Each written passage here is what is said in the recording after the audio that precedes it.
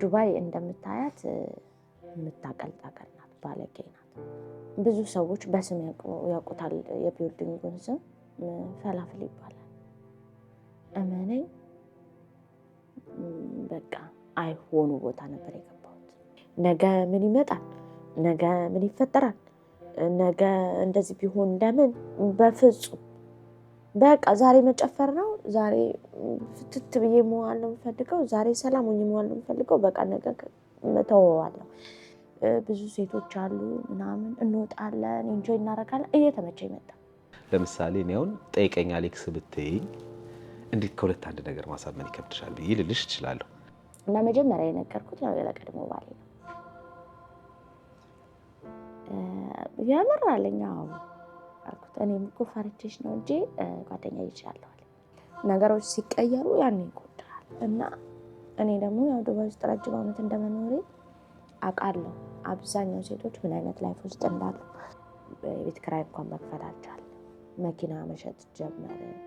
የኔ ወርቆች ተሽጠው አለቁ። አሁን ላይ ሆኜ ግን ሳስበው ምናልባት አሁን እዚህ የከፈልኩትን ዋጋ እዛ በከፈል ኖሮ የተሻለ ይሆን ነበር ብዬ አስባለሁ። ምናልባት የኔ ህይወት ካስተማራቸው በጣም ያስተምራል። ተኝተው ከሆነ እንዲነቁ ብዬ ነው። አንቺ የሰራሽው የተለየ ስህተት የለም። ሌሎች ሰዎች ያልሰሩት፣ ሌሎች ሰዎች ያላደረጉት ነገር የለም።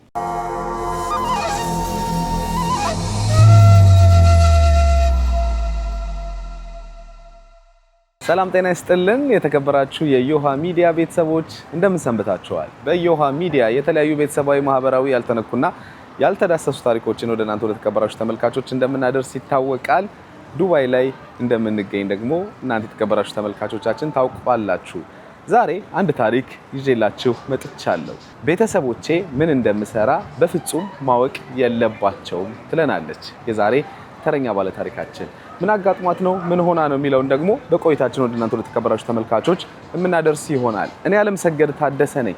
ይህን ፕሮግራም ወደ እናንተ እንድናደርስ ደግሞ ዳኮርድ ሪል ስቴት በአጋርነት አብሮን አለ። ዳኮርድ ሪል ስቴት በመዲናችን አዲስ አበባ ለኑሮ ምቹ በተባሉ ቦታዎች ላይ በፈለጋችሁት አይነት የካሬ አማራጭ ቤቶችን አቅርቦላችኋል። ዝርዝር መረጃውን ከታች በምትመለከቷቸው ስልክ ቁጥሮቻቸው ደውላችሁ ማግኘት ትችላላችሁ። አብራችሁን ቆዩ። ዳኮርድ ሪል ስቴት በመሃል አዲስ አበባ ጀሞ 1 ላይ አፓርትመንት ቤቶችን በተመጣጣኝ ዋጋ ይዞልዎት ቀርቧል። ግንባታው 90% የደረሰ ዘመናዊና ጥራታቸውን የጠበቁ አፓርታማ ቤቶችን በተመጣጣኝ ዋጋ ከ623,000 ብር ቅድመ ክፍያ ጀምሮ የራሱ ያድርጉ ይላል። በ4 ወርና በ1 ዓመት የሚረከቧቸው እስከ 20 ዓመት የሚቆይ 70/30 የባንክ ብድር የተመቻቸላቸው፣ የ24 ሰዓት መብራት፣ የከርሰ ምድር ውሃ፣ የመኪና ማቆሚያና ጥበቃ የተመቻቸላቸው ሲሆን የቀሩት ጥቂት ቤቶች ላይ ለአጭር ጊዜ የሚቆይ ዋጋ ቅናሽ ያደረግን በመሆኑ ቀድመው ይምጡና የራስዎን ይምረጡ ይላል። ዳኮርድ ሪል ስቴት በተመጣጣኝ ዋጋ ከምቹ አከፋፈል ጋር።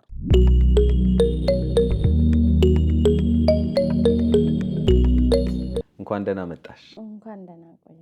እናመሰግናለን በቅድሚያ ስለተገናኘን፣ ታሪክሽን ልትነግሪን ስለፈቀድሽ። ምናልባት እንዳንቺ አይነት በጣም በርካታ ሰዎች ይሄ ታሪክ ይኖራቸዋል ብዬ አስባለሁኝና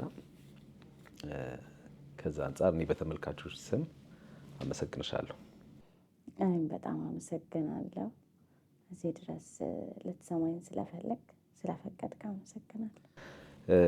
ምናልባት ተመልካቾች የዛሬ እንግዳዬ ያው እንደምትመለከቱት ከጀርባ የቀረጽንበት ምክንያት አለን።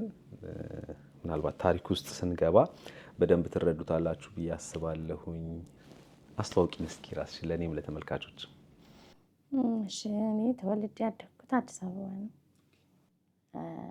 ጥሩ ህይወት ነበረኝ። በተለይ ከሳውዲ ከገባው በኋላ አግብቼ ነበረ። ኢትዮጵያ ከመውጣቴ በፊት አብረን ከሃይስኩል ጀምሮ የነበረ ጓደኛዬ ነበር ያገባሁት። ብዙ ጊዜ ጠብቆኛል፣ ግን ከተጋባን በኋላ ረጅም መቆየት አልቻለም። ማለት በስንት ዓመት ወጣሽ ከሀገር? አይ ቲንክ ቆይተሻል ይመስለኛል። አዎ፣ እውነት አላስታውስም። ኧረ እስከ መርሳት ደረጃ አለ መሰለኝ። የማስታውሰው እንዴት መሰለ፣ የመጀመሪያ ስወጣ የመጀመሪያ ስደቴ ቤይሩት ነበረ። ቤሩት የ2 ዓመት ኮንትራት ሰርቼ ነው ወደ ኢትዮጵያ የተመለስኩት። ግን ኢትዮጵያ ከተመለስኩ በኋላ ኢቭን 1 ወር አልቆየሁኝም። ወዲያው ነው ሙቭ ያደረኩት ወደ ሳውዲ። ሳውዲ 4 ዓመት ሰራሁኝ። ኢትዮጵያ መጣሁ ተመልሼ ካልኩ ሰው ጋር ተጋባን። የረጅም ጊዜ ፍቅረኛዬ ነው፣ ጓደኛዬ ነው። ብዙ ጊዜ ጠብቆኛል። ማግባት ነበረብኝ እና ተጋባን። እንደ ማንኛውም ኢትዮጵያዊ የሁለታችንም መካከለኛ ቤተሰብ ልጆች ነን። ቆንጆዬ ሰርግ አድርገውልን ተጋባን። የሃይ ስኩል እያለን ጓደኛሞች ነበርን ብለሽ ነበር። ተውቃችሁ ያኔ ነው ልጅ ወጣት ያላችሁ? እንደ ጓደኛዬም ነው፣ እንደ ቤስት ፍሬንድም ነው። ግን ትዳር ውስጥ ከገባን በኋላ ኢቭን 3 ወርና 4 ወር መቆየት አልቻልንም። ማለት ከመጋባታችን በፊት የነበረው ፍሬንድሺፓችን ትዳር ውስጥ ሲሆን ልጅነቱም አለ፣ ኃላፊነቱም ከባድ ነበረ። አልቻልንም። ስፔሻሊ እኔ እንደጠበቅኩት አልሆነም። ያሰብኩት ምንድነው ያው ቦይፍሬንድና ገርልፍሬንድ ስትሆን ውጪ ሌላ ነው። ብዙ መግባባት አልቻልንም። በመሀል እሱ ደግሞ ቤተሰቦቹን በተከታታይ በሞት እያጣ ነበር፣ ብስጭት ውስጥ ነበር ምናምንና አለመግባባታችን የበለጠ እየሰፋ መጣ። በመሀል እኔ አረገዝኩኝ እና መውለድ ነበረብኝ። ኦልሬዲ እሱ ወደ ተስፋ መቁረጡም ገባ፣ ስራ መስራት ተወ ምናምንና አሁን ትዳሩ ምን ሆነ መሰለህ? እኔ ከቤተሰብ እያመጣው፣ ቤተሰብ መረዳት ያለባቸው ናቸው፣ ትልልቆች ናቸው። አባቴ ወታደር ነው፣ ጡረታ የወጣ ነው። ሲጀመር ብዙ ነገሮች የተውኩት ኢትዮጵያ ውስጥና ስደትም የመረጥኩት ለሱ ነበረና እንትን ማለት አልቻልኩም። አሁን እንጀራውም ሽሮውም ከእናቴ ቤት ሆነና አቅም እየከበደ ይመጣ፣ እሱም ተስፋ እየቆረጠብኝ መጣና ከወለድኩ በኋላ 1 ወር አካባቢ ምናምን ገና አራስ ቤት ኢቨን ክርስትና አላስነሳውም እና እስቲ ብዬ እንደ ሀሳብ አቀረብኩለት። አንተም ካልሰራህ በዚህ ሁኔታ መቅጠል ስለማንችል በሄድ ምን ይመስልሃል ምናምን ስለው ከሄድሽ ፈተሽኝ ይቻላል እና ብዙ አሰብኩበት። በቃ አማራጭ የለኝም እና ተፋታን። መጣሁኝ ወደዚህ ተፋታን መጣሁ። የ3 ወር ህፃን ጥዬ ነው የመጣሁት። ማለት እስቲ እንደው ይሄ እዚህ ላይ ትንሽ ብናወራ በጣም ደስ ይለኛል። ምክንያቱም የሰው ልጅ አይ ነው በጣም በሪሌሽንሺፕ ውስጥ እያለ ወይም በፍቅር ግንኙነት ውስጥ እያሉ በጣም በርካታ ሰዎች ደስ የሚል ጊዜ ያሳልፋሉ። ሁሉም ነው፣ ይሄ የእናንተ ብቻ አይደለም። ከዛ በኋላ ወደ ትዳር ሲገቡ እንግዲህ ጥቂት የማይባሉት ያንቺ አይነት ገጠመኝ ገጥማቸዋል። የፍቅር ህይወታቸውና የትዳር ህይወታቸው በጣም ይለያይባቸዋል። አልፎ አልፎ ደግሞ በደንብ ተዋውቀው በደንብ ተግባብተው የገቡት ያው ትዳሩ በደንብ ሲመሩት እናያለንና እናንተ ጋር የተለየው ነገር ምንድነው? ለምሳሌ የፍቅር ግንኙነታችሁ ላይ በጣም ደስተኛ ነበርሽ ነግረሽኛልና ወደ ትዳር ስታሳድጉት ያንን መጠበቅ ያቃታችሁ ለምንድን ነው? ከምን አንጻር ነው? ኤክስፔክቴሽን ነው? ግምታችሁ ነው? የባህሪ ለውጦችን አየሽ? ምክንያቱም ያቺ እዛ የፍቅር ህይወት ላይ በጣም ሁላችንም ተጠንቅቀን አይደል? ወንዱም እኮ በጣም ተጠንቅቆ የሚያወራውን ተጠንቅቆ ምናምን ነው፣ ሴቷም በጣም ተጠንቅቃ ቁጥብ ሆና ምናምን ነገር ነው። አይ ቲንክ እንደዛ ይመስለኛል። አዎ፣ ግን ምን መሰለክ እንዳልኩ እኔ ጋር ብቻም አይደለም እሱ ጋም ከኔ የጠበቀውን እንዳላገኘ ይሰማኛል። ምክንያቱም የሆነ ነገር ለመወሰን ብዙም ጊዜ አልወሰደበትም እና እኔም ቶሎ ነው የተቀበልኩት። ምክንያቱም ወልጃለሁ። አሁን ኃላፊነት ወድቆብኛል በዛ ሰዓት። ግዴታ የሆነ ነገር መወሰን አለብኝ። ወይ እሱ መስራት አለበት እኔ ለመቀመጥ። ትዳር ደግሞ ከያዝክ ትዳር የራስህን ቤት በኃላፊነት መምራት ነው። ሌላ ምንም ፕሪንሲፕል የለውም። ገባ? ስለዚህ እናትና አባቴ ቤት ሽሮና በርበሬ ካመጣው እናትና አባቴ ቤት ነኝ ኦልሬዲ ያለሁት። ኦኬ፣ ትርጉም የለውም ማለት ነው። አንድ ወንድ የቤቱ ራስ ነው መሆን ያለበት። ገባ? ማገር ነው መሆን ያለበት። ያንን መሆን ካልቻለ ምንም ነው የሚሆነው ትዳሩ። ስራ ሊያጣ ይችላል ወንድ ልጅ። አዎ፣ ገንዘብ ሊያጣ ይችላል። ረጅም ጊዜ ሆነ ስራ ደግሞ በነገራችን ላይ ጎበዝ ነው፣ ይሰራል፣ ፋብሪካዎች ይሰራል፣ ምናምን ይሰራል። ግን ልክ ወንድሙ ሲሞት ሁሉ ነገር አስጠላው። አሁን ስራ አይደለም የጠፋው እሱ መስራት ነው ያልቻለው እንጂ ስራ ጓደኞቹም ጎበዞች ናቸው የሚሰሩ። እንዴት ልበለ ግሩፓችን ሲጀምር የሚሰራ ወጣት ግሩፕ ነውና ለስራ በጣም አሪፍ ነው። ሰፈራችንም የስራ ሰፈር። ስለዚህ የስሜት መለወጡ በተለይ ከዚህ ከሀዘኑ ጋር በተያያዘ እሱን ድባቴ ውስጥ ከተውት ሊሆን ይችላል። አዎ እንደገና በምንም ትሪት ላረገው አልፈለኩም። እንዳውራው አይፈልግም ምናምን። ረጅም ጊዜ ውጪ ነው መሆን የሚፈልገው። ቤትም ሲገባ ሰበብ ይፈልጋል የሚጨቃጨቅበት ምናምን። እኔ ደግሞ እዚህ ጋር ኑሮራ በራሱ እያሸኝ ነው። እንደገና ሌላ ተጨማሪ እንትን ውስጥ የሚከተኝ ነገር አልፈለኩም። ስለዚህ ምንድነው እኔ የወሰንኩት ቢያንስ የተወሰነች ዓመት መጥቼ እዚህ ሰርቼ እሱ ባይሰራም ራሱ ህይወታችንን እንድንቀይር ነበረ ያሰብኩት። እሱ ደግሞ ያንን አክሰፕት አላረገም። ከሄድሽ ያው ተለያይተን በሚለው ኦኬ ምንም አማራጭ የለኝም። አማራጭ የለኝም። ገባ ህፃን ልጅ አለ መቼም እናቴ እንደገና የኔን ልጅ በማሳደግ በዚህ እድሜዋ ይከብዳል አይደል? ኦኬ አልኩኝ። ተለያየን። መጣሁ ግን መጥቼም እዚህም እናወራለን። ተፋተሽ ነው ግን የመጣሽ? ተፋተን ነው የመጣሁት ግን እናወራለን። የሆነ አንዳንዴ ተስፋ ይሰጠኛል። ምንመለስ ይመስለኛል። እኔ እናቴ ጋር ነው ልጄን ጥዬ የመጣሁት። የ3 ወር ልጅ ነው እሱ። እናት የለውም፣ አባት የለውም፣ ወንድሞቹ እንዳለ ነው ያለቁት። ያንን ልጄን ትሪት ማድረግ አይችልም። ስለዚህ ተነጋግረን ተስማምተን ለእናቴ ሰጥቻት እናቴ እየተንከባከበችልኝ እኔ እዚህ መጣሁኝ። እና ስመጣ ምንድነው ከዚህ በፊት የአረብ ሀገርን ላይፍ አውቀዋለሁ በደንብ። ግን እዚህ ሀገር ስመጣ ስህተት ሰርቼ ነበረ። ምንድነው የሰራሁት መሰለ? ቶሎ መምጣት ስለፈለግኩኝ በህጋዊ ኤጀንሲ አልነበረም የመጣሁት። አመጣጤ ልክ አልነበረም። ይሄ በሰው የሚባል አመጣጥ ነው የመጣሁት። ከዛ ከኢትዮጵያ ስወጣ የተነገረኝ የደሞዝ መጠን የምሰራው ስራና እዚህ ስመጣ የገጠመኝ ጭራሽ በቃ ማይገናኝ ሆነ። የሼኮች ቤት ነው የገጠመኝ። በጣም ትልቅ ነው። በዛ ላይ ብዙ ሰራተኛ ነው ያለው። እንደገና እኔ ስመጣ ምግብ ነበር የመጣሁት እና ደሞዜም የተነጋገርነው በ1200 እንደዛ አካባቢ ነው የተነጋገርነው። ከዛ እዚህ ከመጣሁኝ በኋላ ግን ያገኘሁት ያንን አይደለም። ምግብ ብቻ አይደለም፣ ልጆች ቴክ ኬር ሁሉ ነገር እና በቃ አቃተኝ፣ አልቻልኩም። የመጀመሪያሽ ነበር ስትመጪ እዚህ ሀገር? አዎ መጀመሪያ ሄጄ ከሳውዲ እንደተመለስኩ ነው ያገባው። እሱን ያገባሽው? ኦኬ። ቤሩትም ሲሄድ አብረን ነን፣ እናወራለን፣ እንደዋወላለን። ስመጣ ኢትዮጵያ እንገናኛለን። ምንም የተቀየረ ነገር የለም። ሳውዲ ደርሼ ስመጣ የተቀየረ ነገር የለም። ግን ሳውዲ ደርሼ ስመጣ እሱ ከዚህ በላይ መጠበቅ አልችልም ማለት ነው። ኦኬ መጋባት አለብን አለ። ኦኬ አልኩኝ። አንደኛ የምወደው ሰው ነው፣ ደስተኛ ነበርኩ። ግን በቃ አልተሳካም። በትዳር ምን ያህል ጊዜ ቆይታችሁ ተለያያችሁ? ወደ 3 ዓመት አካባቢ። ኦኬ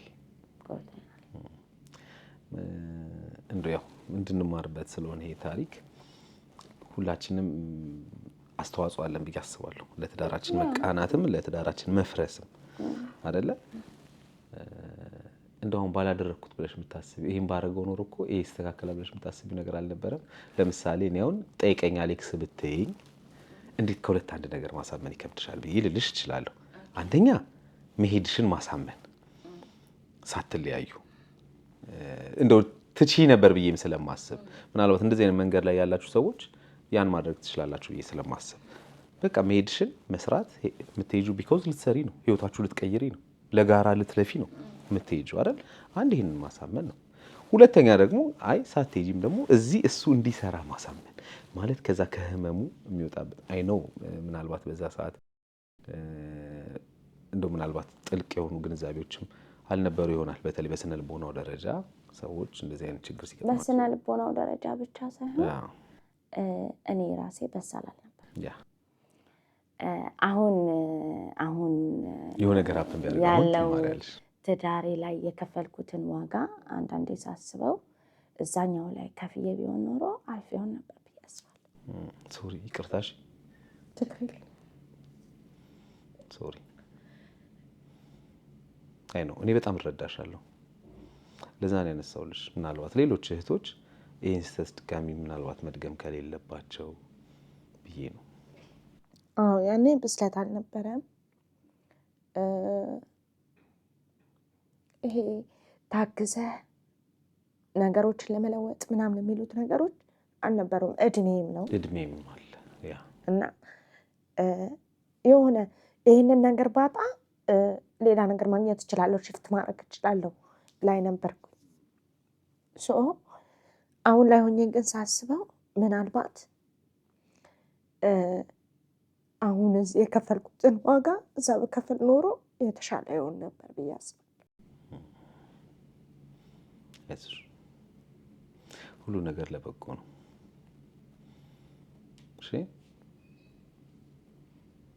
እሺ ተለያያችሁ፣ ሄደሽ እዚህ መተሽ ታወሪው ነበር፣ እናወራ ነበር፣ የተወሰነ ተስፋ አደርግ ነበር አልሽኝ። ልጁን እየሄደ ያይ ነበር ምናምን፣ ከቤተሰብ ጋር አሪፍ ነው ግንኙነታቸው።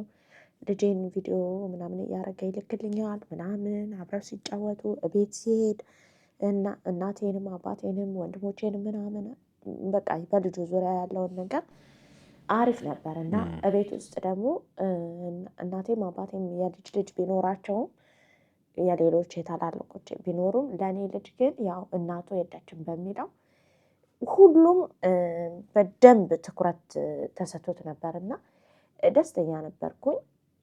የሆነ ሰዓት ላይ ግን እኔ እዚህ ስራም አልተመቸኝም፣ ከሴትዮ ጋር መግባባት አልቻልኩም። እንዳልኩ የመጣሁበት ሁኔታና ያለው ነገር አልገጥም ብሎኝ ነበርና እሱ ራሱ አንዲት ዘመዱ ነበረች እዚህ ዱባይ፣ እሷን አገናኘኝና አስጠፋችኝ እሷ። እና እኔ እንዳልኩ ሌላ አረብ ሀገር ሰርቻለሁ፣ ግን ተጠፍቶ ስራን አላውቀውም። በኮንትራቴም በስነ ስርዓቱ ጨርሼ ነው የምመለሰው የነበረው ሳውዲም ቤይሩትም እያለሁ ማለት ነው። እዚህ ከመጣሁ በኋላ ግን ይሄ አሁን ተጠፍቶ መስራት ለእኔ አዲስ ነው። ኖርማሊ ላይፉም አዲስ ነው፣ ህይወቱም አዲስ ነው።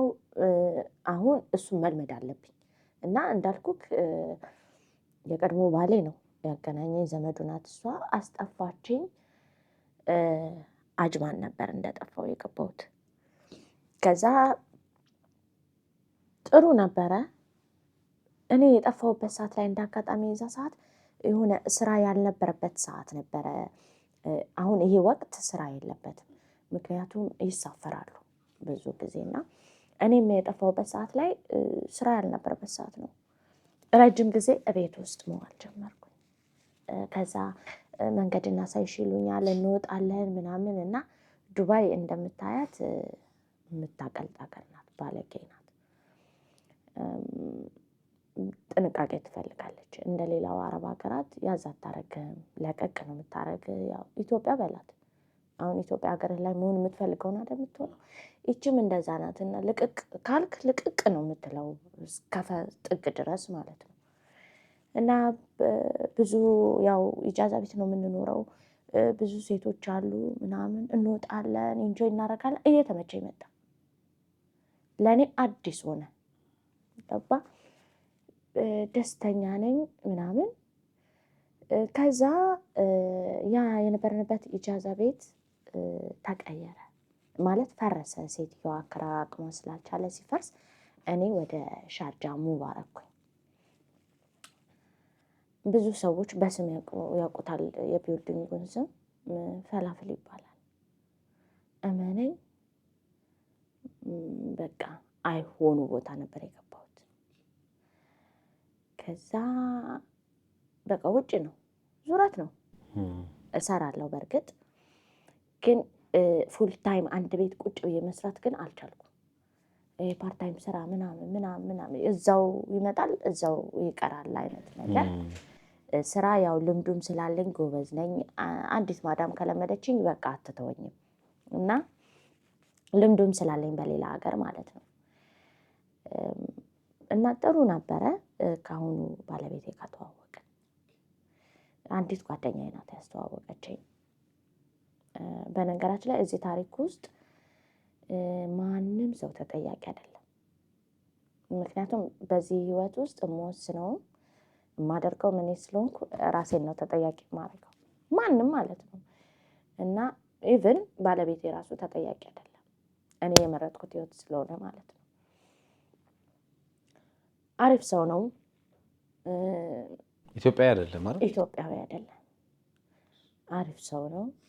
የዚህ ሀገር ሁለተኛ ዜጋ ነው። ብሉሺ ነው።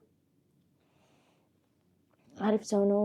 ነፃ ሰው ነው። የሚረዳ ሰው ነው። እኔ የምፈልገው አይነት ስፔሻሊ የመጀመሪያ ባሌ ጋር የሚያመሳስላቸው ብዙ ነገር ነበር እና ለእኔ በጣም ተመችቶኝ ነበረ። ኦፍኮርስ ያኔ አሁንም ስቲል አሁንም መጥፎ ሰው አይደለም ለኔ። እና ትውቃችሁ እንደ ነበር ጓደኛዬ ናት ያስተዋወቀችኝ። ጓደኛዬ እሱ ጓደኛ ጋር ጓደኛ ናቸው ከሱ ጓደኛ ጋር እና እዛ ስትሄድ ነይ እንሂድ፣ ቤት ውስጥ ነበርኩኝ። ከሚደብርሽ ነይ እንሂድ አለችኝ። ስንሄድ እዛ አገኘሁት፣ እሱን ተዋወቅን። ከዛ ማውራት ጀመርን፣ ስልክ ተለዋወጥን ምናምን፣ ማውራት ጀመርን፣ መገናኘት ጀመርን ምናምን እና የአበሻን ላይፍ ያውቀዋል አኗኗራችንን እና ደካማ ጎናችንን በደንብ ስለሚያውቀው እንዴት መግባት እንዳለበት በደንብ ያውቅ ነበር። ያው ካለፈ በኋላ ባልና ሚስት ስትሆን ታወራለህ። ያው የአበሻ ደካማ ጎን ምን እንደሆነ ምናምን በደንብ ስለሚያውቅ እንዴት አድርጎ ከኔ ጋር ጥሩ ሙድ ውስጥ እኔን ማስገባት እንዳለበት ለሱ በጣም ቀላል ነበር የነበረው። በጣም ያግዘኝ ነበር፣ ሰፖርት ያደረገኝ ነበረ፣ በሀሳብም በገንዘብም በምንም ነገር ምንም ነገር ጠይቄ ከሱ አላጣም ነበር እና በቃ ደስተኛ ሆንኩኝ። እና መጀመሪያ የነገርኩት ያው ለቀድሞ ባሌ ነው። ያመራልኝ አዎ አልኩት። እኔም እኮ ፈርቼሽ ነው እንጂ ጓደኛ ይቻላል አለ። ኧረ አልኩት፣ ለምን ትፈራኛለህ? ኦልሬዲ እኮ ተለያይተናል፣ አሁን ጓደኛ ነን ምናምን ስለው እኔም ጓደኛ ይቻላል ደስ ብሎኛል አለኝ። ከዛ እኔ ከሱ ጋር አብሬ ስኖር አሁን እንደምታውቀው ሃይማኖታችን ልዩነት አለው፣ የመጀመሪያው ችግር ማለት ነው። ባህላችንም ልዩነት አለው። ከዛ እሱን እናወራበት ነበር በደንብ 2 ዓመት በፍቅር ቆየ፣ ልጅም ምንም ሳይኖር ማለት ነው። ከዛ በደንብ አወራንበት ምናምን ምን አለኝ፣ በሃይማኖትሽን ቀይር ብዬ ማስገደድ አልችልም። ሲጀመር ማታምኝበትን ነገር እንድታምኝ አልፈልግም፣ እኔንም እንዳታስጨንቂ።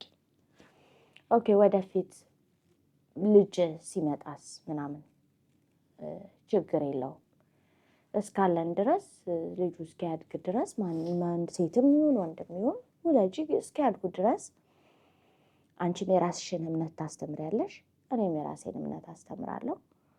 በመረጡት ይሆናሉ በሚለው ተስማማ። ፍቅር ላይ ስትሆን ሁሉ ነገር ቀላል ነው፣ ስትስማማ በጣም ቀላል ነው። ስትኖረው ግን ከባድ ነው። የዛ ሰዓት በቃ እሱ ጥሩ ስራ ነው የሚሰራው ምናምን፣ ቤት ተከራየ ለብቻዬ ምናምን፣ ገባሁኝ፣ ባባን አረከስኩኝ። አሁን የመጀመሪያው ስህተት የጀመረው እዚህ ጋር ነው። እኔ ከማርገዜ በፊት መፈራረም ነበረብኝ፣ ያንን አላደረኩም። ቢሆን አለ አይደል በቃ በጣም ቸልተኛ ሆንኩኝ። ያረ ነው ለምን እንደሆነ አላውቅም፣ ግን ሁሉን ነገር በፈለኩት ሰዓት ማድረግ እንደሚችል ተሰማኝ። እና እዚህ ሀገር ደግሞ ህጉ ጨዋታ አይደለም። ሁሉ ነገር ህግ ነው፣ ፖሊሲ ነው። እዚህ ሀገር ትመራለህ። አንተ ማነህ የሚባል ነገር የለም። ማንም ሆነ ማን በህጉ መሰረት ነው የምትሄደው። እና ኦልሬዲ ወደ 4 ወር 5 ወር አለፈኝ። ከዛ አሁን ማሰብ ጀመርኩ። እንዴ ወረቀት የለኝም፣ የጋብቻም የለኝም፣ እንዴት ነው የምወልደው የሚባለው ነገር መጣ። ከዛ እኔ መላ ፈጥራለሁ ችግር የለውም እንደወለድሽ ወዲያው እንፈራረማለን፣ ከዛ ነገሮች ይስተካከላሉ። ኦኬ አልኩኝ። በነገራችን ላይ እሱም እንደኔ ነው በባህሪው ኬርልስ ነው። ለዛም ይመስለኛል የተጣጣም ነው። ከዛ በኋላ አሉ የሚያዋልዱ ቤት ውስጥ ያኔ ልምዱ ያላቸው ናይጄሪያዎች፣ ፊሊፒኖች አሉ። ወለድኩኝ።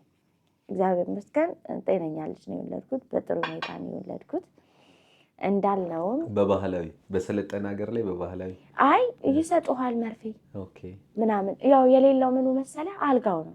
አልጋው የሆስፒታሉ አልጋ የለም፣ ነርሶቹ ወረቀቱ ምናምን የለም እንጂ ቤት ውስጥ ቤትህ አይደለም ሲጀመር የሚያዋልዱ እነሱ ጋር ሄደህ ነው። የራሳቸው ክፍል አላቸው፣ ግን ያው በድብቅ ነው።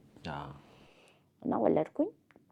እግዚአብሔር ይመስገን ቆንጆ ወንድ ልጅ ጤነኛ፣ አባቱን ነው የሚመስለው። እኔ ልጆቼ ሁለቱም አባታቸውን ነው የሚመስሉት። ወለድኩኝ። በጣም ደስተኛ ነበርኩኝ ምናምን። ከዛ አሁን የወረቀቱ ጉዳይ ሞቅታ ላይ አይደለም፣ አዲስ ልጅ መጣ ምናምን ተረሳ። ልጄ 2 ዓመት ሲሆነው እንደ እንቅልፍ ባነንኩኝ ከተኛሁበት ማለት ነው። ምክንያቱም ትምህርት ቤት መግባት አለበት፣ ወረቀት ያስፈልጋል። እኔ ራሴ ማረጋገጫ እናትነት ያስፈልገኛል። እድሜም እየበሰለ መጣ። ከብዙ ሰዎች ጋር ማውራት ጀመርኩኝ። ስለ ሀገሩ ሕግ በጠለቀ ሁኔታ ማወቅ ጀመርኩኝ ምናምን። እንዴ የቱ ጋር ነው የቆምኩት ማለት ጀመርኩኝ። ከዛ አውራንበት፣ ሄደን ተፈራረምን። ኤምባሲ፣ እኔ ኤምባሲ ማለት ነው። ምክንያቱም በሼሪያ መፈራረም አንችልም። እኔ ክርስቲያን ነኝ፣ እሱ ሙስሊም ነው። ስለዚህ በኤምባሲ ተኛ፣ ያው ተፈራረምን። እሱ ወረቀት ደግሞ ማረጋገጫ መንግስት መስጠት አለበት። ያ ወረቀት ማረጋገጫ መንግስት ከሰጠው የልጄ እድሜና እኔ ያገባውበት ጊዜ በጣም ሰፊ ልዩነት አለ። እሱን ደግሞ ማስተካከል ነበረብንና ኢትዮጵያ ብዙ ብር ተበላው። በነገራችን ላይ ኢትዮጵያ የሚያስተካክል ሰው አለ ይሉኛል። እሺ ላለው ሳንቲም ልካለው፣ ይበላል። ግማሹ ፎርጅድ ይልክልኛል ምናምን። በቃ ምንም አልሆነም። አንዴ መስመር ያልያዘ ነገር መቼም መስመር አይዝም። ገባ? አሁን ብዙ እህቶቼ እንደዚህ አይነት ሞቅታ ውስጥ እንደሆኑ አውቃለሁ። እና ሲያልፍ ነው የሚቆጨው። ማስተካከል ሲያቅትህ ያኔ ይቆጫል። የልጅህን ነገር ስታይ ያኔ ይቆጫል። ነገሮች ሲቀየሩ ያኔ ይቆጫል። እና እኔ ደግሞ ያው ዱባይ ውስጥ ረጅም ዓመት እንደመኖሬ አውቃለሁ አብዛኛው ሴቶች ምን አይነት ላይፍ ውስጥ እንዳሉ። እኔ ለምን ሌላ ዜጋ አገባችሁ ምናምን አይደለም፣ ግን መጀመሪያ ፍቅር ብቻውን ትዳር መሆን አይችልም። ፍቅር ብቻውን አይደለም ትዳር የሚሆነው። ፍቅር በራሱ መከባበር ነው፣ አንድነት ነው።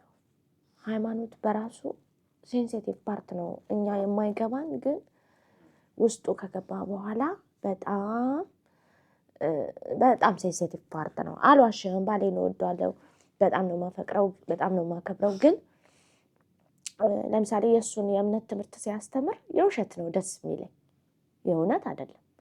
እርግጠኛ ነኝ ኤግዛክት እኔ የሚሰማኝ ስሜት እሱ የሚሰማዋል። እኔ የራሴን ነገር ሳደርግ ገባ። በመሀል ቤት ደግሞ ልጁን ራሱ እያወዛቀብ ነው። ዛሬ እኔ ስጎትተው ነገ እሱ ሲጎትተው ልጁ ራሱ ጭንቅ ውስጥ እየገባ ነው። እና ይሄ ሞቅታ ላይ ሆነ ከምትወስናቸው ውሳኔዎች መጨረሻ ላይ ላይፍን እንዳይሆኑ ነው የሚያደርጉት። በመሀል ኮረና መጣ። ባለቤቴ ስራ ፈታ።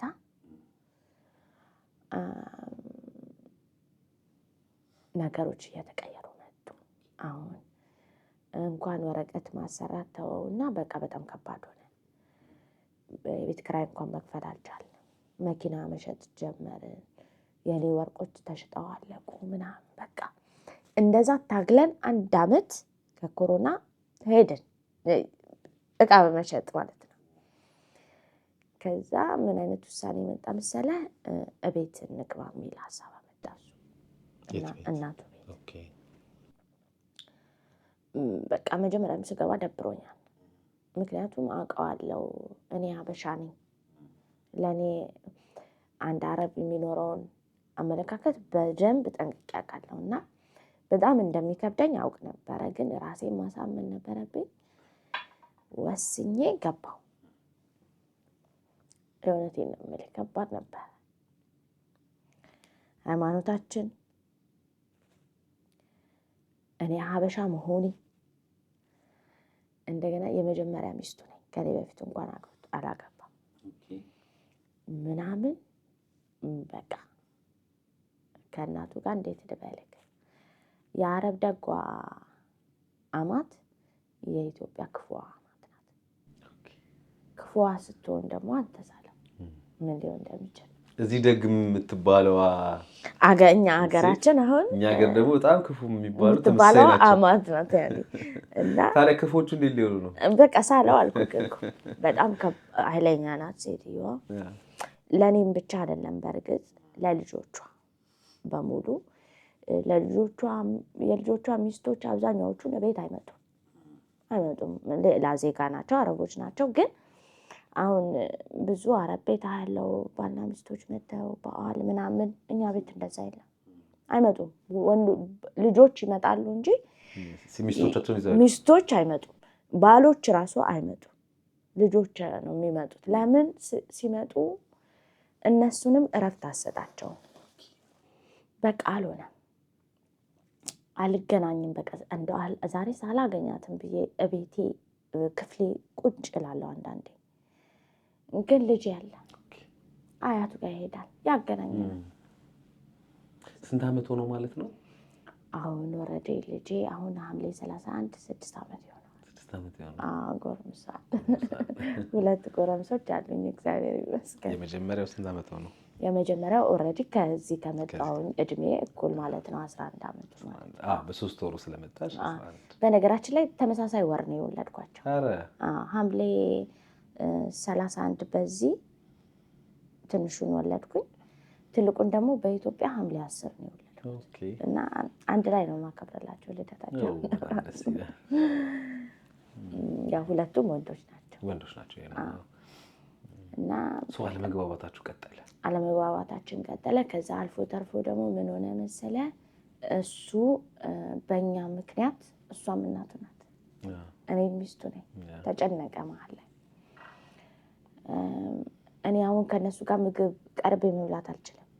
ምክንያቱም ለምግብ ስቀርብ እኔ አማትቤ ልበላ ስል የሆነ ነገር ትለኛለች፣ ከዛ እናደዳለሁ ምናምን። ስለዚህ ብቻዬን ክፍሌ መብላት መርጣለሁ። እሱ ደግሞ ከኔ ጋር መመገብ ነው የሚፈልገው። ስለዚህ እነሱን ትቶ ይመጣል። አሁን ደግሞ ከእሱ ጋር ደግሞ ሌላ ጸብ ይነሳል። በቃ እንዴት ልበል፣ እሱንም ስትረስ ውስጥ እየከተትኩት መጣሁ። በቃ ቤት ውስጥ መቀመጥ አይፈልግም። ምክንያቱም ቀኑ ሙሉ ጩኸትና ጭቅጭቅ ነው የሚሰማው። የሆነ ነገር ይሰማል። በቃ ለእኔ እንዳያግዝ እናቱ ናት። እናቱ እንዳይቆጣ የሆነ ነገር እንዳይል ይከብደዋል። እኔ ሚስቱ ነኝ። ግራ ገባው። በእርግጥ ይነግረኛል፣ አውቃለሁ እኮ እናቴ ብዙ እንደምታጠፋ አውቃለሁ። ግን ምን ማድረግ እችላለሁ? እናቴ ናት። አልመታትምም፣ አልሰድባትም። በጣም ነው ደግሞ የሚያከብራት። እኔም ያን እንዲያደርግ አልፈልግም። ምክንያቱም እኔም እናቴን እንደዛ ማድረግ ስለማልችል ማለት ነው። በቃ ተጨነቀና የሆነ ሰዓት ላይ ቆይ እስኪ ትንሽ ጊዜ ውጭውን ልየው አልኩት። ጓደኞቼ ጋር ልሆንና አንተ እዚህ ተቀመጥ ከልጁ ጋር፣ እኔ ትንሽ ጊዜ ልውጣ ምናምን አልኩት። አንድ ጓደኛዬን አናገርኳትና ኢጃዛ ቤት ስላላት እሷ ጋር ሄድኩኝ እና 6 ወር ተቀመጥኩኝ እሷ ጋር። ግን በጣም ከባድ ነበር። አሁን ላይፍ ስታይሉ እኔ የውጭው ጠፍቶኛል። እንደ አዲስ ነው አሁን የምጀምረው። በቃ ለሁሉ ነገር አዲስ ሆንኩኝ።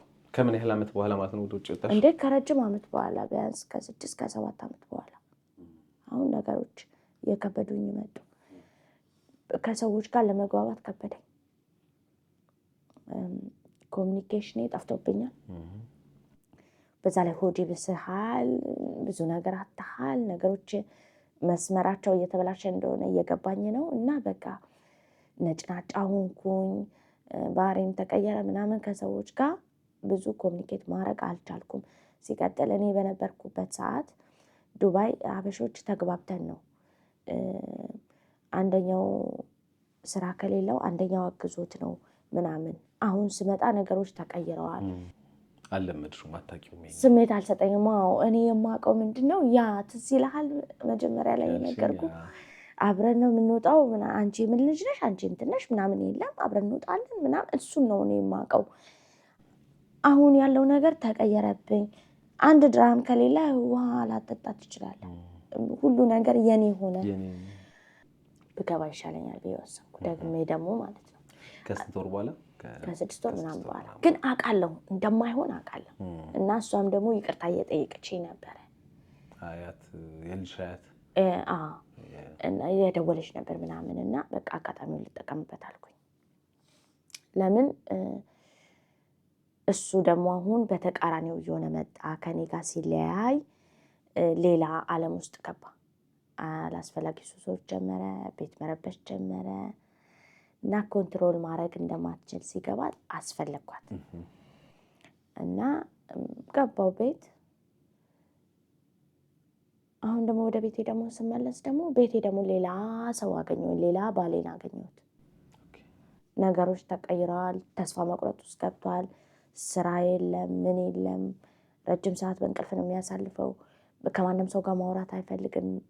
ነጭናጫ ነው፣ ትዕግስት የለም። በቃ የሚገርምህ እኔም ብቻ ነው የማይነካው ከሁሉም ሰው ጋር እሱ ሰይጣን ሆነና ቁጭ አለ። በቃ እየከበደኝ መጣ።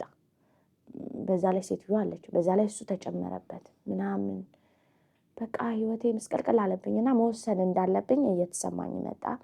በዛ መሃል ቢያንስ 1 አመት ተቀመጥኩኝ። ከዛ ባይ የሚለወጥ ነገር የለም። በጣም አሁን እንደዚህ እንደመጀመሪያው ባሌ አይደለም። አሁን ገባህ በስያለው ነገሮችን አውቃለሁ። ዋጋ መክፈል አውቄያለሁ። ብዙ ዋጋ ከፍያለሁ። በቃ ብዙ ዋጋ ከፍያለሁ እና አሁን ዋጋ መክፈል ለምጃለሁ እና ቶሎ መተው እንደበፊቱ አልፈለኩም። መቀጠል ነው የፈለኩት እና ራሴ ሁላ ሲቪ የሱን እስከማስገባት ደረጃ ደረስኩኝ። በቃ ጧት ተነስቼ በግድ ስራ እንዲያገኝ ምናልባት ስራ ውስጥ ወደ ስራው ዓለም ከገባ ሜቢ ቻንሴ ነው መሰለኝ። የማይሰራ ወንድ ነው የሚገጥመው። አላውቅም ለምን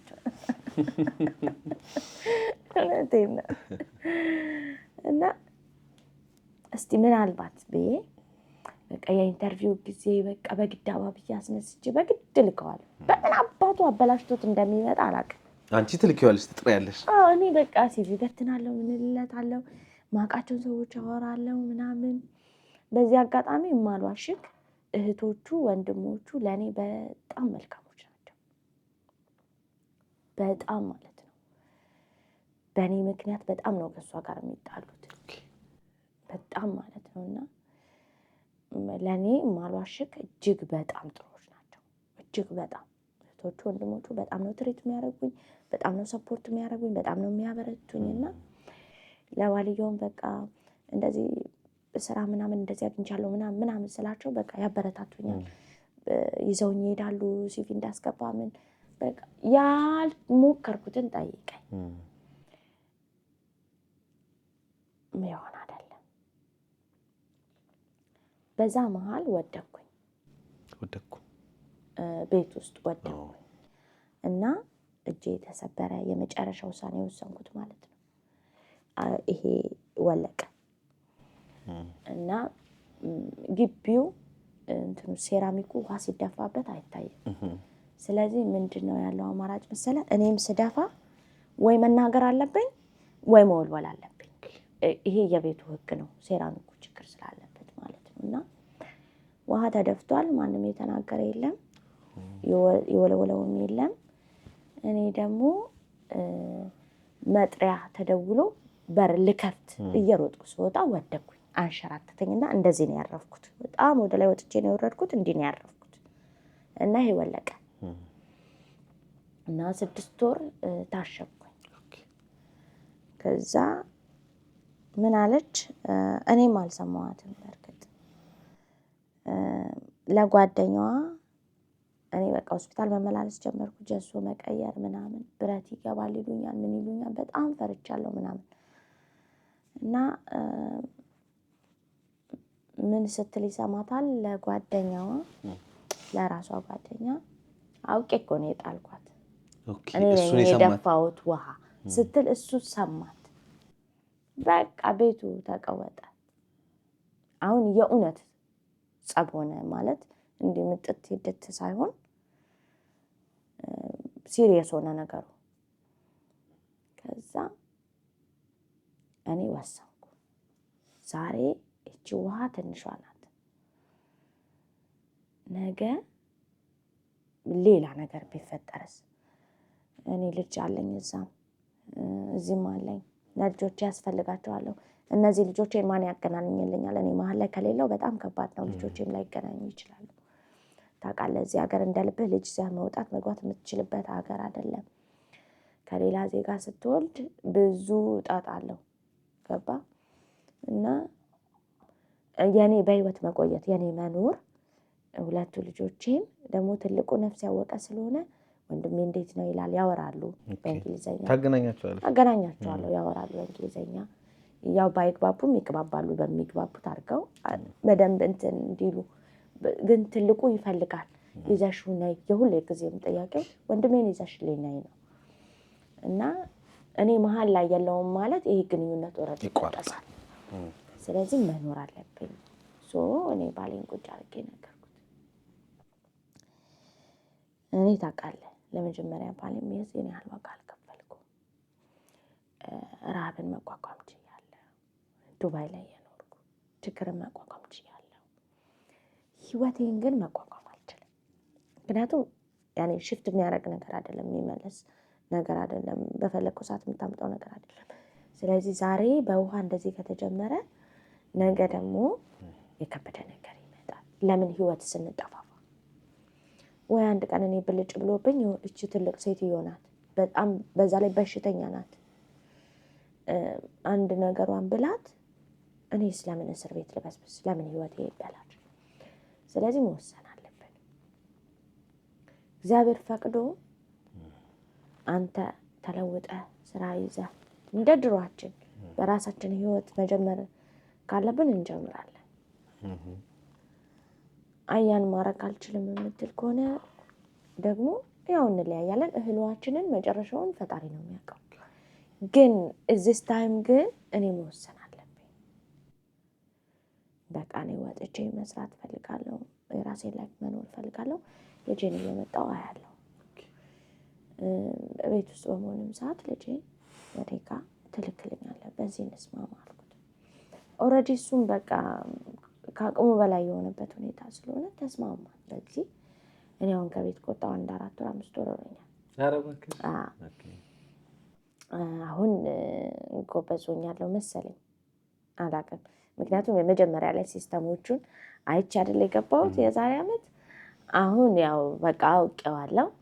አሁን ስራ እየሰራሽ ነው ግን? አዎ ያው እየተንቀሳቀስኩ ነው። ፓርት ታይም እሰራለሁ። ምን እላለሁ ሱቅ ውስጥ ምናምንም እየፈለኩኝ ነው። ከባድ ነው በእርግጥ ቀላል ነው አይደል? ልጅሽን ካየሽ ምን ያህል ጊዜ ሆነሽ? ልጄን አያለሁ። ታያለሽ? አዎ ልጄን አያለሁ። እንደውም የባለፈው ወር ሙሉ እኔ ጋር ነበረ። ኦኬ። እኔ ጋር ተቀምጦ ነው የሄደው። በሳምንትም በሁለት ሳምንትም ሄጄ ልጄን አይቼ እመጣለሁ። ምክንያቱም ከእሱ ጋር ሰላም ስለሆነ ማለት ችግር የለም። ምናልባት በመሀል እንግዲህ ያለመግባባት ሲፈጠር 6 ወር አካባቢ ተሽወተሽ ነበር። ያኔ ልጅሽን ታይ ነበር? አዎ ይዞልኝ ይመጣ ነበረ። እኔ አልሄድም እንጂ ወደዛ እደውልለታለሁ፣ ይዞልኝ ይመጣ። ጥሩ መግባባት ነበራችሁ ከሱ ጋር? አሁንም ጥሩ መግባባት አለ። አሁንም ችግር የለብንም የመግባባት። እደውልለታለሁ፣ እንዴት ነው እለዋለሁ፣ ያገናኘኛል ልጄን። አሁን የትዳር ግንኙነታችሁ ቆሟል? የትዳር ግንኙነታችን ቆሟል። በቃ በእኔ በኩል ስፔሻሊ ቆሟል። ምክንያቱም አላውቅም፣ እርግጠኛ ሆኜ የማልነግርህ ነገን አላውቅም። የመቀጠል እድሉ ነው ምናልባት ራሱን አስተካክሎ ከመጣ ምክንያቱም ጸብ የለንም። እኔ እና እሱ መጥፎ ነገሮች አልተነጋገርንም፣ የሚያራርቅ ነገር ውስጥ የለንም። በቃ ያለንበት ሁኔታ ነው አልመች ያለን እንጂ እኮ አሪፍ እናት እኮ ብትሆን እኮ ወይ የኢትዮጵያ እናት ብትሆን እኮ እየኖርን ነው። ምንም የሚፈጠር ነገር አይኖርም። አንደኛ ወደ አንተ ጋር የመጣሁት 100% እርግጠኛ ሆኜ ነው የምነግርህ። ማውቃቸውም ሰዎች አሉ፣ ብዙ ኢትዮጵያውያኖችም አሉ በዚህ ህይወት ውስጥ ያሉ። ምናልባት የኔ ህይወት ካስተማራቸው በጣም ያስተምራል። ተኝተው ከሆነ እንዲነቁ ብዬ ነው። በጣም ያስተምራል። በነገራችን ላይ እንደው ግን ምን ወደ አይምሮሽ መጣ? ምን ወደ አይምሮሽ መጣ ማለት የመጀመሪያው ልጅሽ ከባድ ስለሚመስለኝ ነው። የሆነ ነገርን እየፈለጉ ማጣት መለየት አይደል? ከመጀመሪያው ህይወትሽ እንደዛ አይነት ነገር ሀፕን አድርጎ ሁለተኛ ለዛውም ኢቭን ከሌላ ዜጋ ለከብ አይደለ? ካንቺ ቋንቋ ካንቺ ባህል ጋር ከማይድ ሰው ጋር ላይክ ወስነሽ መኖርን ጀምረሽ መጨረሻው ላይክ እንደዚህ ሲሆን ምን ይሰማሻል? ላይክ ምን ታስቢያለሽ? ምን ይሰማኛል መሰለህ? አንደኛ እዚህ ጋር ያቆመኝ ራሴን ከሌሎች ጋር መወዳደር ነው። የመጀመሪያው ስህተት ከማንም ትንሽ ሆኜ መታየት አልፈልግም እና ሁሌም ራሴን የማወዳድረው ከሰዎች ጋር ነበር። ኦፍኮርስ አግኝቼዋለሁ፣ የምፈልገው ነገር ጋር ሆኛለሁ፣ ግን ልክ አልነበረ። ገባ? አንዳንዴ ከማንም ጋር ራስህን ማወዳደር የለብህም። ከራስህ ጋር ነው መወዳደር ያለብህ። የማንንም ህይወት ማየት የለብህም። በቃ እገሊት የተሻለ ነገር አግኝታለች ማለት ያ የእሷ ቻንሷ ነው፣ ያንተ ሊሆን ላይችል ይችላል። ገባ? እኔ ሞኝነቴ ምንድነው? የተሻሉ ሰዎች ባየው ቁጥር ጥሩ ነው፣ ግን አካሄዴ ነበር ልክ ያልሆነው። ጥሩ ነው የተሻለ ነገር መመኘት፣ የተሻለ ነገር መፈለግ አሪፍ ነው፣ ግን አካሄዴ ትክክል አልነበረ፣ መንገዱ ልክ አልነበረ። የመጀመሪያው። ሁለተኛው ደግሞ ነገ የሚባል ነገር አልነበረኝም። ይሄ ነገ ምን ይመጣል፣ ነገ ምን ይፈጠራል፣ ነገ እንደዚህ ቢሆን ለምን፣ በፍጹም በቃ ዛሬ መጨፈር ነው፣ ዛሬ ፍትት ብዬ መዋል ነው የምፈልገው፣ ዛሬ ሰላም ሆኜ መዋል ነው የምፈልገው፣ በቃ ነገ ተወዋለሁ። ብዙም ህይወት ላይ ቸልተኛ መሆንም ልክ አይደለም። ገባ? ያ ለሁሉም ነገር ግን ኃላፊነቱን ወስደው ነው። ምክንያቱም ሁሉንም ያጠፋሁት እኔ ስለሆነ። በጣም ጎበዝ። በጣም ብዙ ነገርሽ ያስተምራል የምነግርሽ ነገር። ምክንያቱም እንዳልሽው ነው። አሁን እዚህ ህልም ውስጥ ያሉ ሰዎች አሉ፣ በቃ እየተሯሯጡ ያሉ ሰዎች አሉ። በተለይ ራስን በማነጻጸር እሷ እኮ እንደዚህ ተሳክቶላታል፣ እሷ እኮ ያው ይባል የለ በግልጽ እናወራው ማለት እንሰማ የለ እሷ እኮ አረብ አግብታ እኮ እንደዚህ የተሻለ ኑሮ እየኖረች ነው፣ እሷ እኮ ከአረብ ወልዳ እኮ እንደዚህ አይነት ነገሮችን እያደረገች ነው፣ ቤተሰቧ እንደዚህ እያደረገች ነው ይባላል፣ እንሰማለን ሁላችንም ማለት ነው። ግን ፖይንቱ ውስጥ ሲገባ እንደዛ አይደለም፣ አብዛኛው እንደዛ አይደለም። አይ ነው በጣም የተሳካላችሁ ሰዎች ልትኖሩ ትችላላችሁ፣ የውጭ ዜጎችን አግብታችሁ ምናምን አይደል ይኖራሉ፣ አይኖሩም አይባልም። አዎ አብዛኛው ግን ወይ ጥቂት የማይባለው ግን እንደዚህ አይነት ነገሩ ይበዛል። ሐሳብ ይበዛል። ጥቂት የማይባለው ሳይሆን አብዛኛው ሰው የሚመስለው ሁሉም አረም ሀብታም ነው የሚመስለው። ሁሉም አረም ሀብታም አይደለም፣ እንደውም ደሃው ይበዛል። የምሬን ነው የምልህ። ብዙ ጊዜ ሰምተህ አታውቅም? የሰራተኛ ደሞዝ ተበላ ሲባል ስለሌለው እኮ ነው የሚበላው። ስላለው መስሎ ነው፣ ካለውማ ለምን ይበላል? ስለሌለው ነው ምክንያት ፈልጎ ተጣልቶ የሰራተኛውን ደሞዝ የሚበላው። ያለው ጭቅጭቅ ውስጥ መግባት አይፈልግም፣ እንደዚህ ረጅም ነገር ውስጥ መግባት አይፈልግም። የሰው ነገር ላይፈልግ ይችላል። ሁሉም ነው ሳይሆን ያው አብዛኛው ነው የምልህ። እና ነጭ ሁሉ ሀብታም አይደለም፣ ነጭ ሁሉ አለው ማለት አይደለም። አረብ ሀገር ስለምንኖር አረብ ሀገር ስለምንሰራ አረብ ሁሉ ይኖረዋል ማለት አይደለም። በጣም በካልኩሌት የሚኖሩ ሰዎች አሉ፣ በጣም ማለት ነው። እኔ በዜግነት እንኳን ብዙም ችግር የለብኝም። ማንም ሰው የፈለገውን ነው የሚያገባው። ለምን አበሻ አላገባችሁም፣ ለምን እንትን አላገባችሁም አይደለም። ግን አንዳንዴ የራስህን ዜጋ ስታገባ በቋንቋም ሀሳብህን ራሱ በደንብ ትገልጻለህ። አንዳንዴ እኔ ተበሳጭቼ የሆነ ነገር እየተናገርኩ በቃ በአረብኛ መግለጽ ይጠፋብኝና በአማርኛ ቀጥለዋለሁ። እንደማትረዳ አውቃለሁ። ለአማችሽ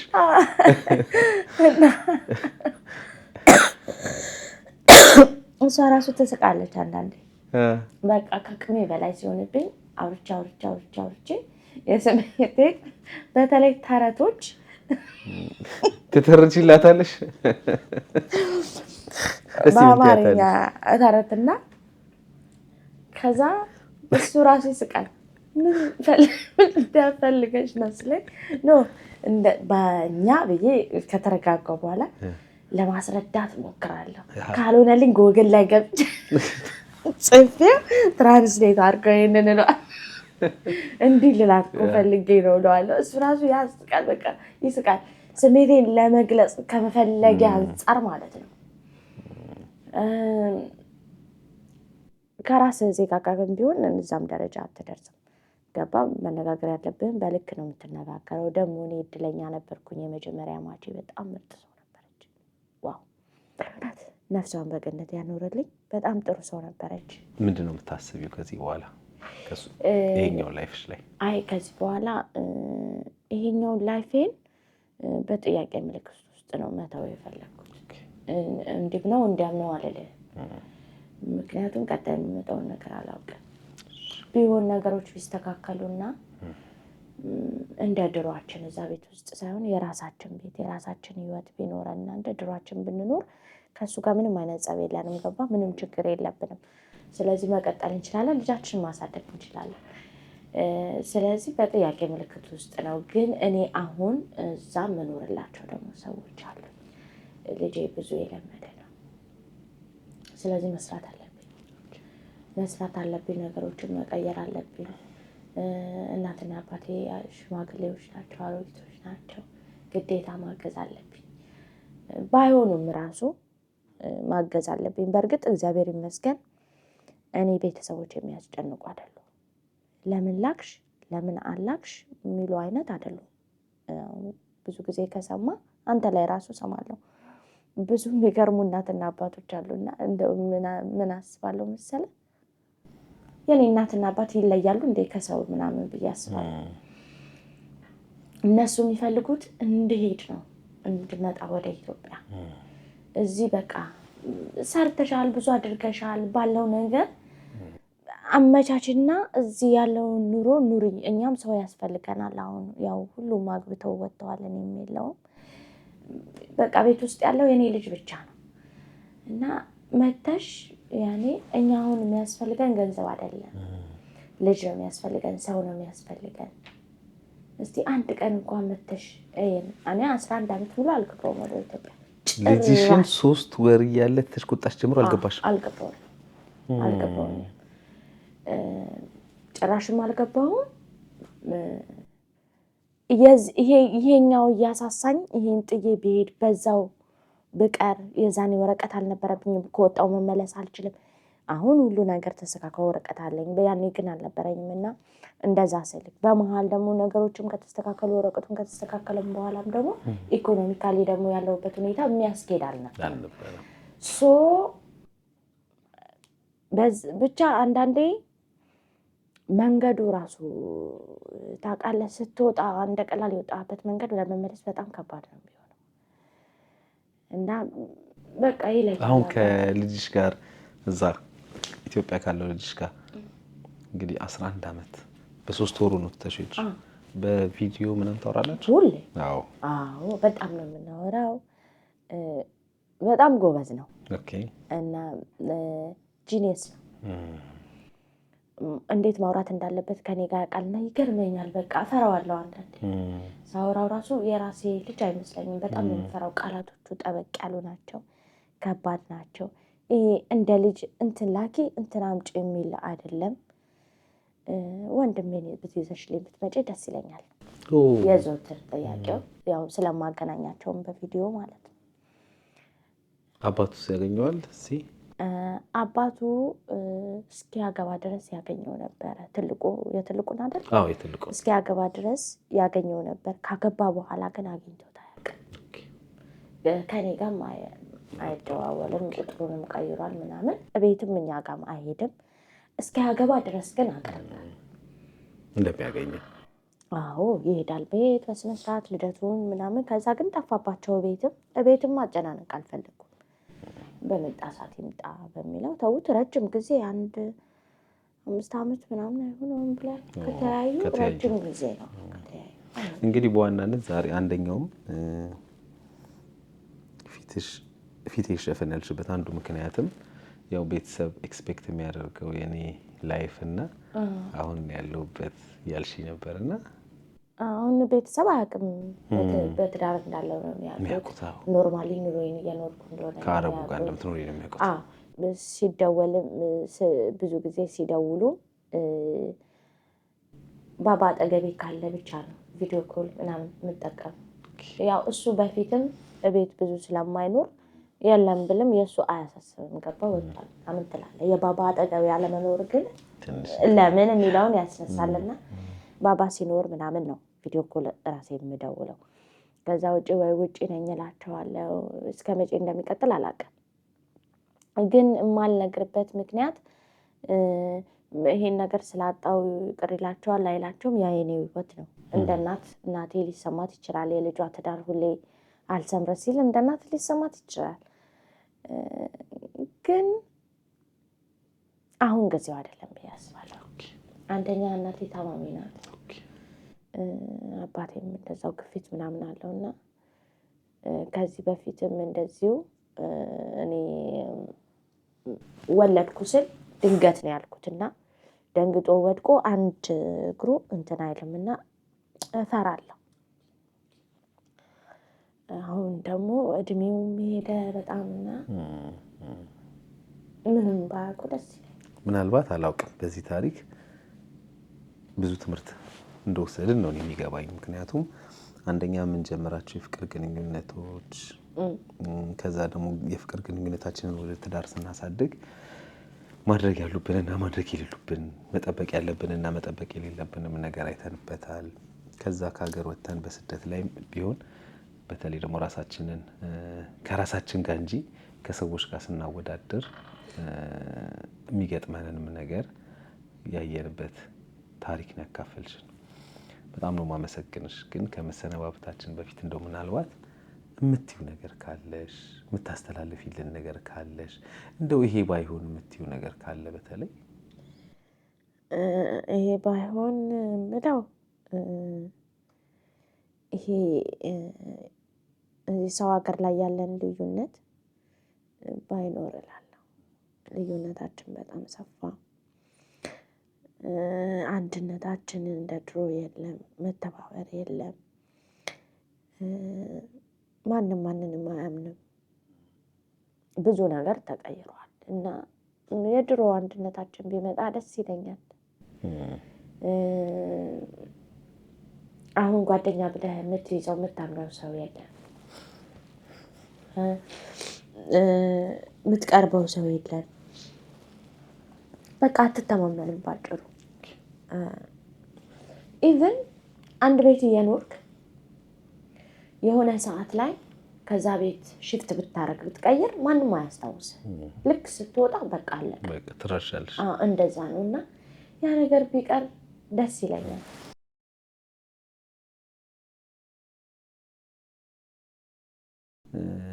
አሁን ልጅሽን ያለማሳየት እድል ለምሳሌ አሁን እሱ የሆነ ነገር ቢከፋው ኦር በቃ የሆነ ሌላ ነገር ውስጥ ቢጀምር ሌላ ነገር ውስጥ ቢገባ ምናምን ይችላል። ያንቺ ልጅ አለማሳየት ይችላል። እዚህ ባለው ህግ መሰረት ይችላል። ምክንያቱም እኔ ልጄ ስለመሆኑ እኮ መንግስት አያውቅም። እኔ እና እሱ ነን የምናውቀው። ስለዚህ ይችላል፣ የፈለገው ማድረግ ይችላል። እሱ እዚህ ነው፣ እኔ ዜጋ አይደለሁም፣ ስደተኛ ነኝ እኔ። አብዛኛው ስደተኛ ብዙ ፈተና፣ በነገራችን ላይ ብዙ ፈተና እያዩ የውሸት ደስተኛ ያኔ ከላይ ይታያሉ። መኪና ይዘው ምናምን እንደዚህ ምናምን ታያለህ። ያው ግን ውስጡ ብዙ ነገር አለው። ልጆቻቸውን ላለማጣት ምናምን ዋጋ እየከፈሉ የሚኖሩ ብዙ ሴቶች አሉ። ይሄን ነው መጠንቀቅ አለባችሁ። እንዴት መንቃት እንዳለባቸው አላውቅም፣ ግን የግድ መንቃት አለባችሁ ማለት እንዴ በቃ ማለት የአብራክሽን ክፋይ አይደል? በሆድሽ በጀርባሽ ጡትሽና ጡትሽ ምናምን ያሳደግሽው ልጅ የሆነ ጊዜ አቲ ልትባይ የምትሽበት እድል እንዳለ ማሰብ በራሱ ይከብዳል አይደል? እዚህ እኮ ነው ጥንቃቄ የሚያስፈልገው። አንቺ ጋብቻሽን ህጋዊ የሄድሽበትን መንገድ ትክክለኛ መንገድ አድርገሽው ቢሆን ኖሮ ግን ይሄ አይመጣም አይደል? አግብተሽው ቢሆን ኖሮ በትክክል ያኔ ከመውለድሽ በፊት አግብተሽው ቢሆን ይሄ ነገር አይመጣም። ምክንያቱም በአትሊስት መንግስት ያውቃሻል፣ መንግስት ያውቃል፣ ትከራከራለሽ፣ ተከራክረሽ በሆነ ነገር እንትን የማድረግ እድል ይኖራልና ይሄ በጣም ትልቅ ፖይንት ነው ብዬ አስባለሁ። ካነሳነው ነጥብ ውስጥ እንግዲህ ጥንቃቄ እንድታደርጉ ነው ትልቁ መልእክታችን። እህቶች እናንተ አሁን መንቃት ትችላላችሁ። ይሄው እህታችን ታሪኳን እንድንነቃ እንድንማር አድርጋ ነግራናለችና በጣም ነው ማመሰግንሽ። በርቺ እሺ። ሁሉም ነገር ይቀየራል፣ ሁሉም ነገር ይስተካከላል። ለምን የሆነ አትበይ ማለት ለምን የሆነ ብለን መጠየቅ ያለብን አምላካችንን ነው። አይ ነው። ከዛ ውጪ ግን እንደው እኔ ምን ስለሆንኩኝ ነው ትዳር የማይሳካልኝ፣ እኔ ምን ስለሆንኩኝ ነው እንደዚህ ማልሆነው እያልሽ ራስሽን ሁሌ ብሌም ማድረግ የለብሽም። አይ ነው ቅድም እኔ ነኝ ለዚህ ሁሉ ኃላፊነትን ወስደው ብለሻል። ትክክለኛ ነገር ነው። ለሰራኑ ስህተት ሺፍት የምናደርግ ከሆነ ጥፋታችንን ወደዛ ወደሆነ ሰው አንለወጥም። ኃላፊነት መውሰድ በጣም አሪፍ ነገር ነው። ግን ኃላፊነት ወሰድን ከዛስ ነው አይሽ ከዛ ምን አደረግሽ? አሁን አንቺ ከዛ ራስሽን ለመቀየር ምን አደረግሽ? ራስሽን ለመለወጥ ምን አደረግሽ? ገባሻ? ያ የህመም ስሜት እንዳይሰማሽ ምን አደረግሽ? አሁን እኮ ዛሬ ኢትስ ኦኬ ነው ከአሌክስ ጋር አወራሽ ምናምን እንደው ትንሽ ነገር ቀሎሽ ልትሄጂ ትችያለሽ። ነገር ግን የሆነ ነገር ትዝ ባለሽ ቁጥር እንድትታመሚ ደግሞ አልፈልግም። ገባሽ አይደል? ስለዚህ የባለሙያ እገዛም ካስፈለገሽ እዚህ ሆነሽ እዛ በኦንላይን እንድታገኝ ያደርጋለሁ የስነ ልቦና ባለሙያዎቻችንን። አንቺ የሰራሽው የተለየ ስህተት የለም። ሌሎች ሰዎች ያልሰሩት ሌሎች ሰዎች ያላደረጉት ነገር የለም። አንቺ ያደረግሽው ሌሎች ሰዎች ያደረጉትን ነገር ነው። ስለዚህ በዚህ ራስሽን መውቀስ ራስሽን የሆነ ነገር ማድረግ ምናምን አያስፈልግም። አሁን ከዚህ በኋላ የሚያስፈልግሽ አንቺ እንዴት ነው ነገሮችን መለወጥ የምችለው? ለምሳሌ ሀገርሽ መግባትም ከሆነ የራስሽን ነገሮች ማድረግም ከሆነ እንዴት አድርጌ ጠንክሬ ሰርቼ ይሄን ነገር ማምጣት ያለብኝ? ህይወት ይቀጥላል አይደል? በእኔስ ይቀጥላል። ስለዚህ አንቺ በጣም ጠንካራ ሆነሽ ጎበዝ ሆነሽ መቀጠል መቻል አለብሽ። እሺ፣ አመሰግናለሁ። እኔም አመሰግናለሁ። እንግዲህ የተከበራችሁ ተመልካቾቻችን ከዛሬ እንግዳዬ ጋር ያደረኩት ቆይታ ይሄንን ነው የሚመስለው። እንደተማራችሁበት ተስፋ አደርጋለሁ። በሌላ ጊዜ በሌላ ታሪክ እስከምንገናኝ ድረስ ግን እኛን ማግኘት ከፈለጋችሁና በየውሃ ሚዲያ የሚቀርብ ታሪክ ካላችሁ ደውሉ። የመረጃ ክፍል ባለሙያዎች ሀሳባችሁን ተቀብለው ከኛ ጋር ያገናኛችኋል። እኔ አለምሰገድ ታደሰ ነኝ። መልካም ጊዜ